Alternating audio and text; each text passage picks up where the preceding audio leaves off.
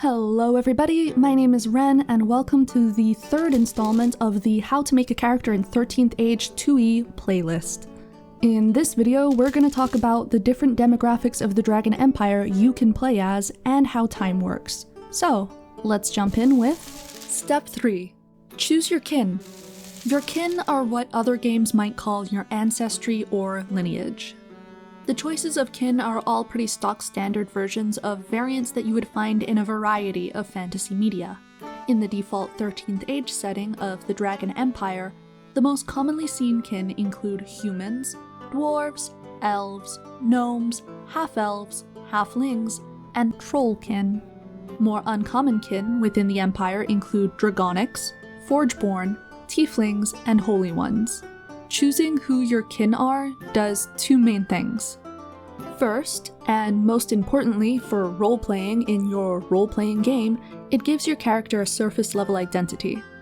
NPCs and other players will see what type of kin your character is and make assumptions about where in the Empire you might hail from, and what kind of cultural norms you might subscribe to. It can also serve as a shorthand for some of the details of your character's physicality. Dwarves are classically pretty stout and beardy. Elves are tall and slender with pointy ears, while Trollkin are muscly and have tusks, that kind of thing. Although most of those descriptors come from artwork and pop culture, as the Hero's Handbook doesn't care to describe kin physicality. Epic Hero Simulator 3000 only cares about your appearance insofar as it conveys something about your character's personality and makes you sound impressive when you do cool epic hero stuff.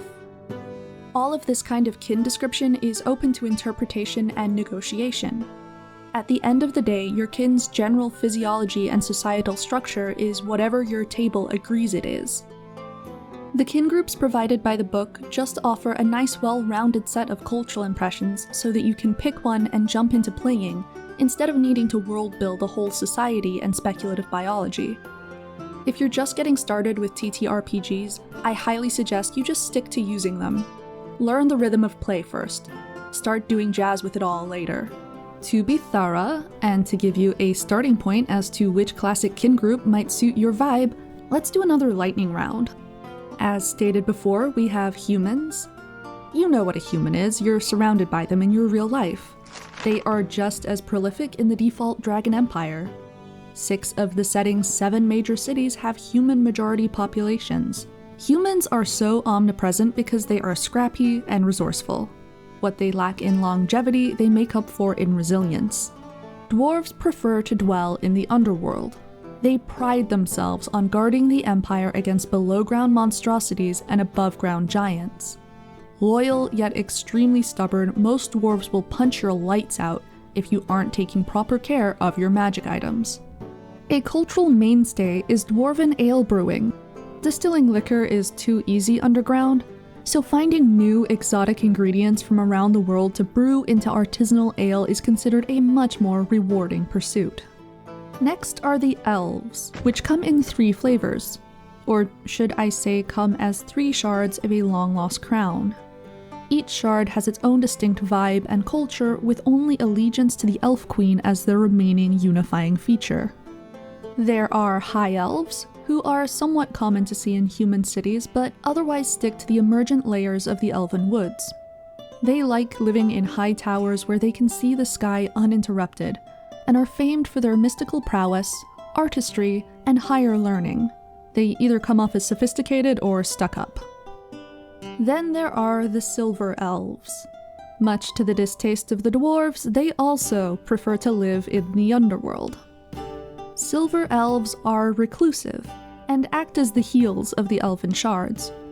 Although they aren't any more prone to evil than any other society, a Silver Elf will happily tell you that they'd rather eat a dwarven baby but will settle for a human if that's all that's available, in much the same way that an Australian will tell you that they ride a kangaroo to work every day. Which I do, for the record.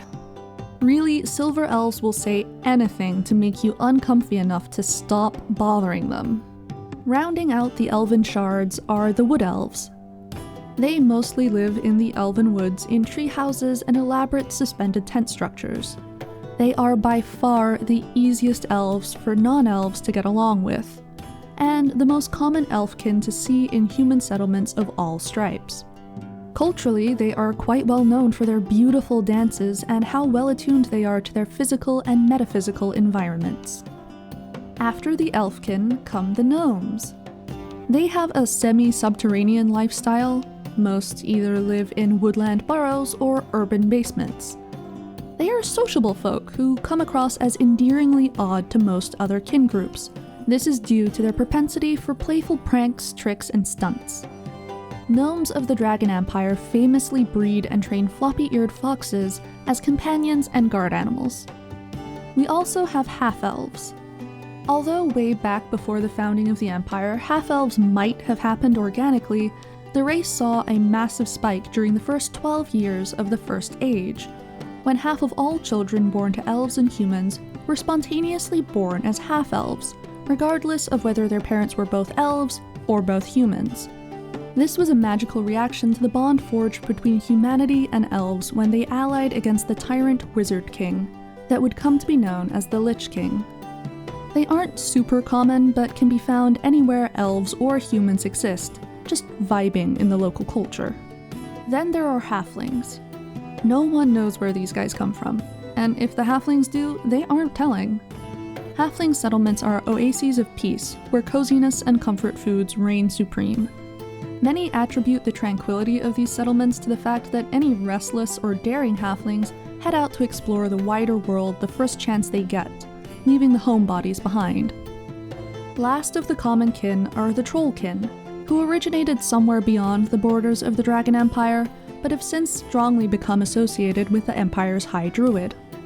Although increasingly common in the Empire proper, Trollkin have historically lived on the mountainous fringes where they were mistakenly, and sometimes maliciously, considered a subset of Orc.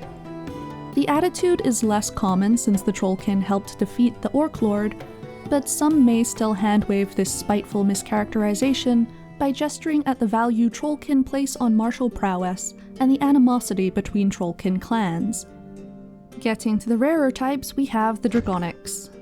No one is sure if they are the result of humanoids and dragons getting it on, or creatures of the dragon gods, or descendants of some ancient race the records of which have been lost to time. Everyone is rather unsettled that their scales tend to be chromatic rather than metallic, however, since for true dragons, metallic versus chromatic is synonymous with good versus evil. And with no known origins, no one is sure if the same logic applies to Dragonics. Then there are the Forgeborn. Originally crafted by the Dwarves, somewhere along the line these beings gained life of their own. Which might explain why the Dwarves are always so particular about being respectful and dedicated to the maintenance of magic items. They are broadly humanoid in shape and do experience the full range of emotions anyone else might feel, they just aren't as experienced with them and don't always have the parts to express them as a fleshy humanoid might. If no one is playing a Forgeborn, they might never come up in-game unless you are really deep in the Dwarf King's inner circle. Next is Tieflings. Yeah, you guys remember from the intro where I said the creators of this game were the lead designers for 3rd and 4th edition D&D, right? Tieflings are hell-touched humanoids. Maybe they started as human and grew up too close to a hellhole.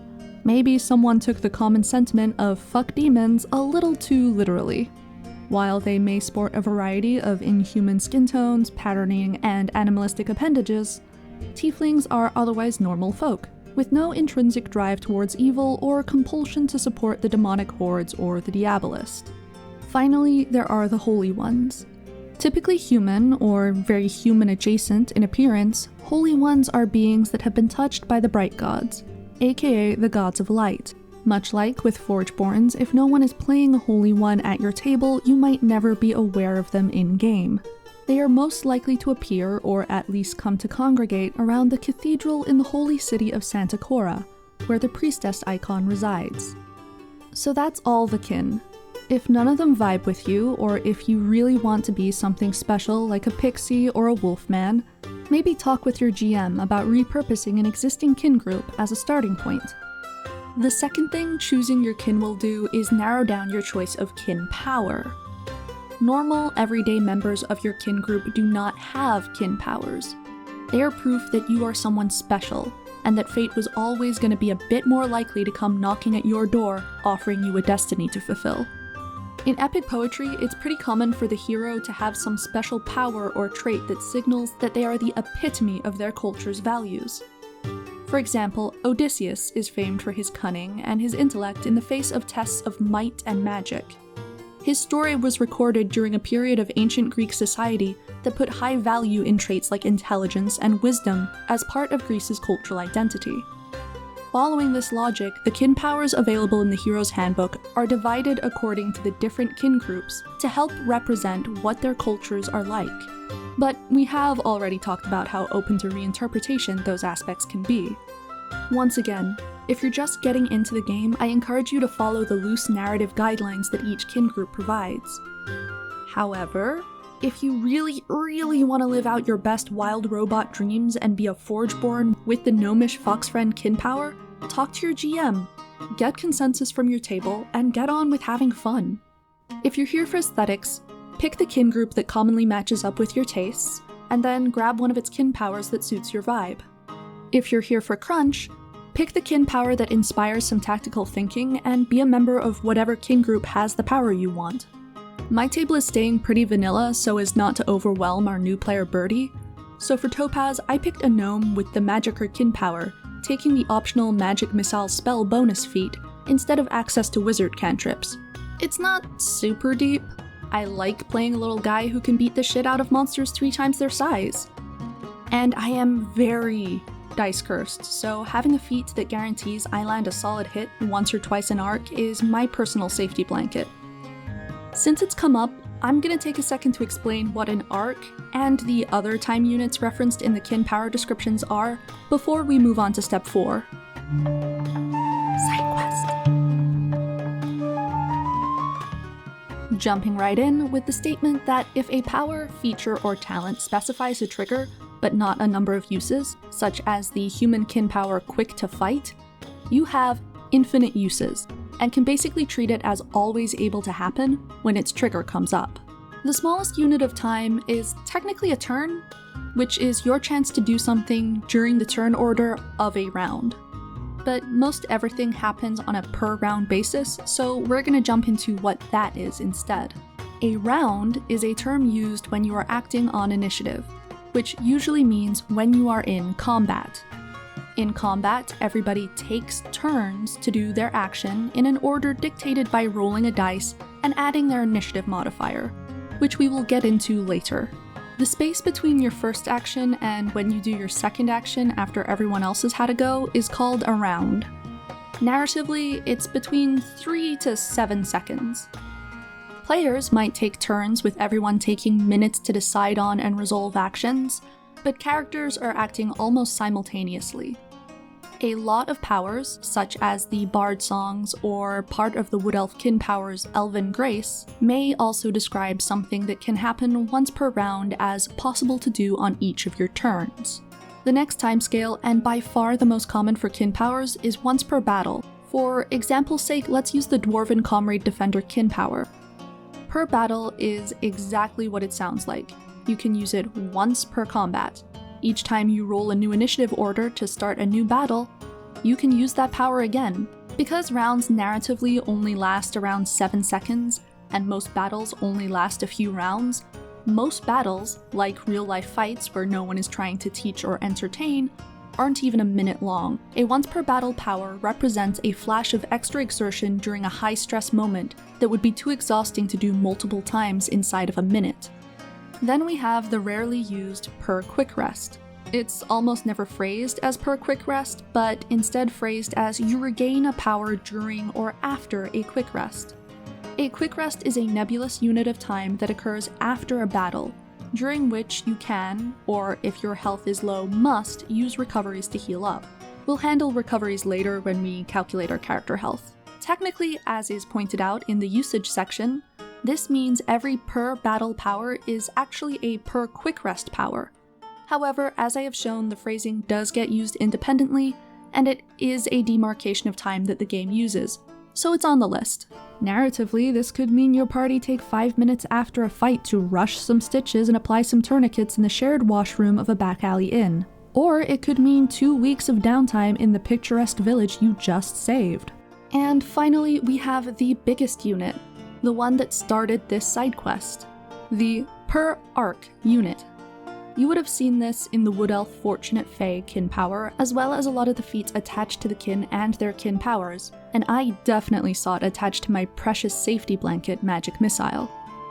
An arc is a broad unit that encompasses the amount of time it takes your party to complete a mission or a quest line. It is named after the concept of a narrative arc. There is a beginning, a middle, and an end. You discover what you need to do or retrieve. You journey and fight to do or get the thing. You achieve or acquire the thing. To better quantify this, the game defines an arc as encompassing 3 to 4 battles and their intervening quick rests. The designers hope that most of the time this will align with one game session, the real life length of time where you and all your friends sit and play the game for a few hours. However, real life events can cut games short, or combats can run long, especially if you're facing a mini-boss. So, to keep real time from throwing off in-game time and mechanics, we measure by arcs instead of sessions. So to recap, we have turns, your moment to act in a fight; rounds, the time between the end of one turn and the start of the next; per battle, once per fight, aka once per time taken to rest after a fight; and per arc, once every 3 to 4 fights. With that, our side quest is complete, which means so is this video. I hope I didn't throw too much at you all. I did consider making the side quest about time its own video, but then decided it would be better for anyone using the approach of determining their kin group by choosing their kin power to understand just how often their power would actually get used. Let me know how you think it worked out in the comments. Our next video is going to be all about defining your one unique thing, which can be a bit of an overwhelming idea when you're new to the mechanic. So stay tuned to find out how I try to make that more manageable. Thanks for watching. Until next time, keep practicing hope, and don't be afraid to get punk about it.